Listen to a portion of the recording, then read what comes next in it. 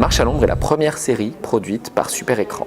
Elle met en vedette Laurence Leboeuf, Ève Duranceau et Jean-Sébastien Courchesne. Je me suis entretenu quelques minutes avec eux lors du visionnement des premiers épisodes. Bonjour, vous avez bien rejoint Rachel Marchand, agente de libération conditionnelle. Pour les urgences, vous pouvez rejoindre la réception en appuyant sur le 9.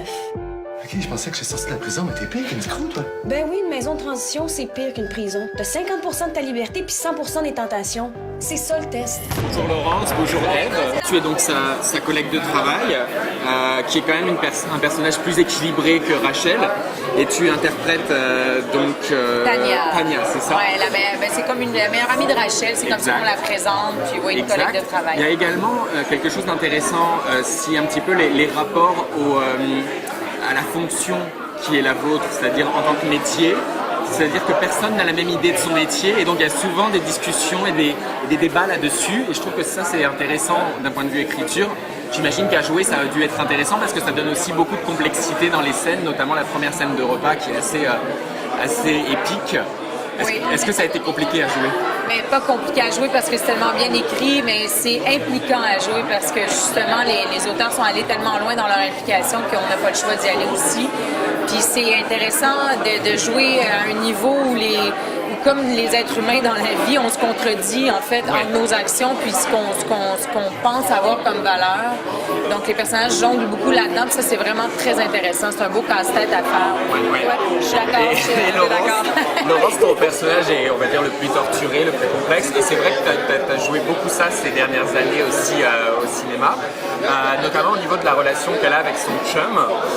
Et on va parler un petit peu avec Jean-Sébastien juste après. Comment tu as appréhendé un petit peu toutes ces scènes de conflit qui est ce qu'apprécie ton personnage visiblement? Oui. Ben, c'est sûr que, je veux dire, on a rarement touché à ça, je trouve, en télé même, mais j'étais jamais allée là personnellement dans un personnage non plus. C'est sûr que j'étais vraiment contente la première fois que j'ai rencontré Jean-Sébastien puis que j'ai vu à quel point ça cliquait puis qu'on était capable d'y aller ensemble là-dedans puis que je me sentais en confiance puis qu'on allait vraiment bien s'échanger la balle. Puis, fait que ça, déjà, je veux dire, ça fait 50% de la job, là, tu sais. Puis après ça, ben, c'est avec Francis de gérer comment on le fait, jusqu'à quel niveau, comment qu'on le dose. Après, c'est ça. Aujourd'hui, on a vu les 2 premiers épisodes. Je pense que vous n'avez pas vu le reste de la série non plus encore.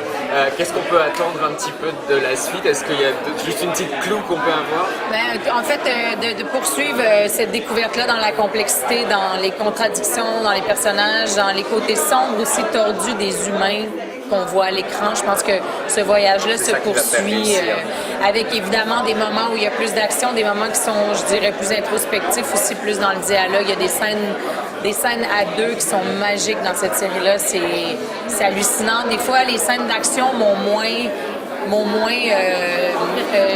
submergée que les scènes à deux, des fois où j'étais moins... Ouais, c'est vraiment très prenant. C'est vraiment un cadeau pour nous de pouvoir jouer ça, de pouvoir le vivre, de pouvoir avoir le temps de le faire, de pouvoir... tu sais, c'est vraiment... Merci beaucoup, Laurence et Ève. Merci. Merci à vous. C'est le fun de cuisiner pour des gars qui sortent de prison. C'est bien difficile de vous décevoir. Alors Jean-Sébastien, tu joues le rôle du nouveau chum de Rachel dans Marche à l'ombre. Un rôle très important justement dans ces 2 premiers épisodes. Ça t'a demandé beaucoup de travail avec Laurence. Elle disait que justement vous aviez trouvé une chimie tout de suite sur des scènes parce qu'elles sont quand même assez violentes dès le départ. Comment t'as appréhendé ça avec elle? Ben, ça s'est super bien passé en fait. Ça s'est fait assez naturellement. Je pense qu'on travaille un peu de la même façon. On est des gens qui aiment, je vais parler pour elle, mais en tout cas, moi, je suis quelqu'un qui aime faire les trucs. Je me fais pas une idée préconçue de ce que sera les scènes comme avant d'arriver là. Je fais beaucoup confiance à mes partenaires de jeu, puis bien sûr au réalisateur Francis qui était super. Fait que, tu sais, dans un sens, ça a été tout seul, mais le travail se passait vraiment sur le plateau. Moi, chez moi, je comprends les scènes, je comprends à quoi sert cette scène-là dans la globalité du truc, puis après... Il n'y a pas eu besoin de grandes répétitions? Je me souviens même pas qu'on en ait fait. Pas vraiment? Genre de répétition, lecture. Juste qu'on se rencontre au Clarence parce qu'on se connaissait pas comme avant le tournage. non, pas vraiment de répétition. Je suis pas un fan. Ok. Et donc c'est quand même un personnage assez brut aussi de décoffrage, qui a pas peur de dire ce qu'il pense, même quitte à fâcher. On le voit dans la première un petit peu. Camille aime peut-être un peu ça. Ouais, c'est ça. Est-ce que c'est un personnage que tu as fini par aimer au fur et à mesure de la saison? Ben moi, je peux le défendre, ce personnage-là. Je l'ai déjà fait. Ouais. Mais en même temps, je peux pas le défendre maintenant parce que les éléments qui me permettent de le défendre sont dans la suite. Sont pas encore vus. Puis,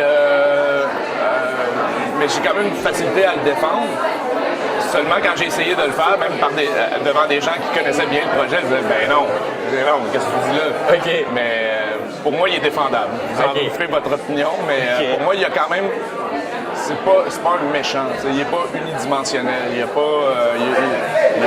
a ses problèmes, puis, mais je crois qu'on peut, à quelque part, sans l'excuser, le justifier. Ouais, à la rigueur, ça peut en devenir trop parfois quand même à un certain niveau. Je sais pas. Drôle, je sais pas. Merci beaucoup, Jean-Sébastien. Un plaisir. Hey, si tu crois pas à ça, la réhabilitation, Audrey, change de job. Parce que je pense que c'est pas mal ça qu'on fait ici, là, réhabiliter du monde. Qu'est-ce que tu fais là? Ramassez-moi les.